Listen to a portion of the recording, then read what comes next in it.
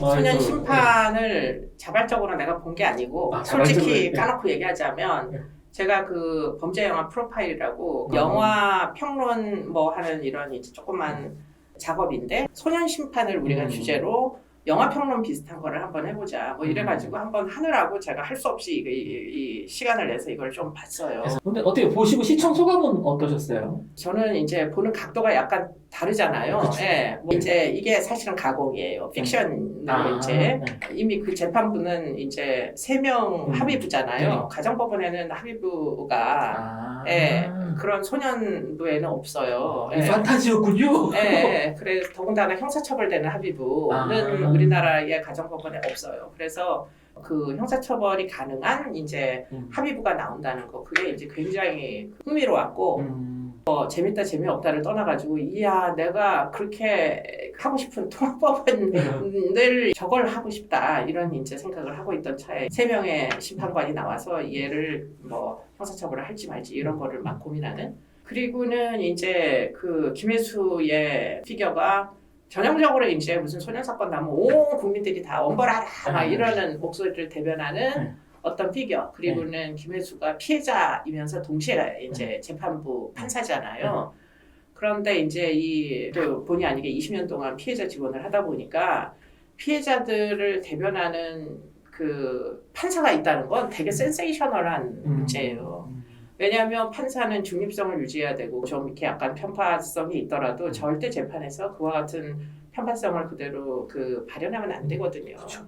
그런데 김혜수는 아주 편파적인 그런 이제 어떤 그 판사로 나오니까 사실은 판사 입장에서 보면 진짜 잘못된 판결을 하는 거거든. 저도 사실은 사심을 막 넣어가지고 사건을 취급하고 그런데 이제 그런 판사가 뭐 시청자들의 속을 시원하게 해주겠다 그런 이제 생각을 하시면서 받고 이제 대부분의 소년 법원 판사님들은 지금 그 나머지 2분의 그 스타일이에요. 뭐 소년 사건 빨리 처리하고 뭐 어차피 주요 사건 아니거든요. 예, 그러니까 빨리 처분해 버려야지 이렇게 생각하는 사람하고 다른 한 사람은 이제 정말 신심을 다해서 시간을 다 쳐들여가지고 소년을 구제하려는 마치 하느님과 같은 역할을 해보겠다 이런 이제 생각을 갖는 판사님들 정말 가물에 콩 넣듯이 계신데 실제로 이분들이 사실은 그 나머지 판사님들이 그분들에게 별로 우호적이지 않아요. 또 일이 많으시잖아요. 일을 너무 많이 만드시잖아요, 그분들이. 그래서 별로 안 좋아해. 그런데 여하튼지간에 진짜 우리가 그냥 모르는 사람을 생각하기에는 그런 판사님들이 많으면 아이들한테 진짜 좀 이해도가 많이 이제 생기겠다. 뭐 이런 생각을 할 수도 있죠. 네. 저도 근데 너무 재밌는 게 저는 보면서 제가 이제 지각하고 시각하고 얼굴 하니까 김혜수 씨 눈썹에 그렇게 눈썹? 눈썹이 뭐 특별했어요? 눈썹이 이렇게 올려요. 약간 화난 것처럼 화장을 그렇게 했나 보다. 그래갖고 뭔가 이제 화나 있는 것 같이. 왜냐하면 엄벌주의자들은 서로 화가 나 있거든. 그러니까. 근데 저는 기본적으로 청소년 범죄가 정말 요즘에 그렇게 심각한가? 제가 생각하던 청소년 범죄는 그냥 지나가다가 삥 뜯는다고 그럴까요? 이 정도 한 그런 수준은 이제 더 이상한 범죄도 아닌가요? 아니 많지 않고요. 많지 않아요. 길을 다니지 않아요 청소년들이 코로나 이후로. 그렇기 때문에 길을 지나가다가 누가 삥을 뜯는 이 뭐 피해자도 없고 가해자도 없는 시대가 되기 때문에 뭐 대부분 다 온라인 범죄로 돌아섰고요. 현재의 추세는 그래서 이제 뭐 아이들끼리 이제 게임 같은 것들을 대신 시켜가지고 게임이 사실 경제 활동이거든요. 그래서 이제 삥 뜯는 거를 온라인에서 할 수는 있지. 그리고는 이제 이미 우리나라의 소년 범죄는 제일 심각한 게 성범죄가 너무 폭발적으로 증가해서 4대 강력범죄라고 하면 살인, 방화, 그 다음에 강도, 성범죄가 있는데 강도는 아무도 저지르지 않아요.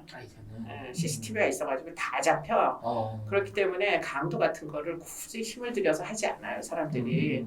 대신에 어떻게 하느냐, 온라인으로 이제 성착취, 뭐 영상 보내달라고 해가지고, 그렇죠. 그래서 결국에는 그게 이제 뭐 강도는 위협해서 돈을 내놓으라고 하고, 성착취 범죄도 위협을 해서 결국 뭐 영상을 더 보내라 해서 그걸 유포해서 경제적 이득을 취하는 거잖아요.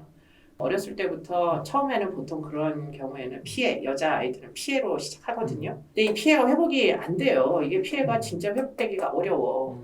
그래서 피해자에 대한 진짜 많은 인터벤션을 해야 돼요. 근데 많은 경우에 사법제도에 이제 주요 클라이언트의 피해자가 포함되어 있지 않아요.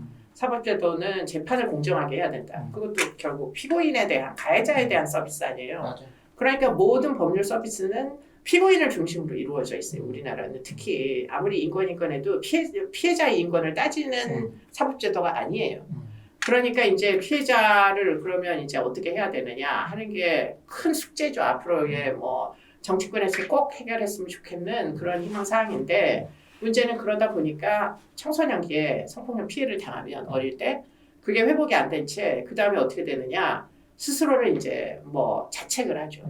그럼 일상생활에 적응을 할 수 없어요. 학교를 가도 피해당한 경험이 그대로 재현되고 부모님한테는 뭐 내가 피해자다라고 얘기하는 순간에 부모가 거의 멘붕일 테니까 말도 못하고 그리고는 뭐 경찰에다 얘기를 해봤자 경찰이 나를 보호해주지 않고 뭐 여성단체가 있기는 하지만 여성단체들도 사실 여성단체를 위한 조직이지 피해자를 위한 조직이라고 이렇게 단정적으로 얘기하기 어려운 여러 가지 이제 문제들을 안고 있다 보니까 피해자가 사실은 진짜 서비스가 필요한데 이 서비스가 제공이 안 되는 문제가 있어서 이 여자 청소년들이 어떻게 되느냐 피해자가 가해자를 둔갑을 해요.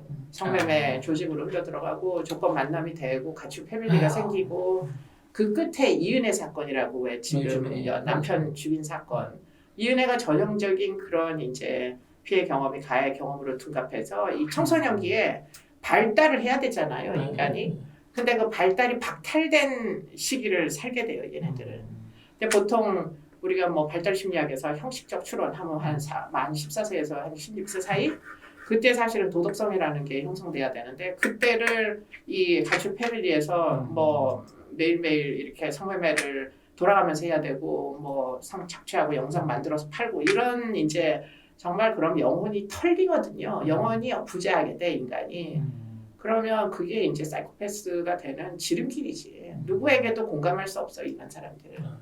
남의 고통에 공감이 안 되는 게 왜냐하면 내가 너무 고통스럽게 살았기 때문에 웬만한 사람의 고통에는 사실 별로 동정심이 안 생기는 거지.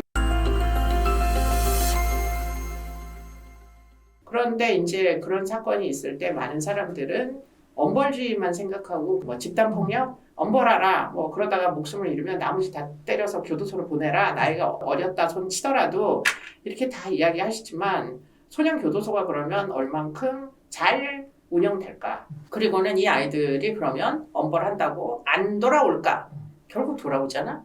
그러면은 결국 청소년기의 발달 과정을 모두 박탈된 채 교도소에서 고립된 생활만 하다가 결국은 사회로 돌아오면 뭘 할 수 있을까요, 걔가? 그게 이제 지금 촉법소년 연령을 낮추는 게 이게 대안이 될 수 있는가? 소년교도소를 갈아엎지 않고 소년교도소로 교도소만 보내면 뭐 애들이 갱생되는가? 너 전혀 안 그래요. 소년교도소가 이제 아이들이 많이 안 가니까 어른하고 섞어놨거든.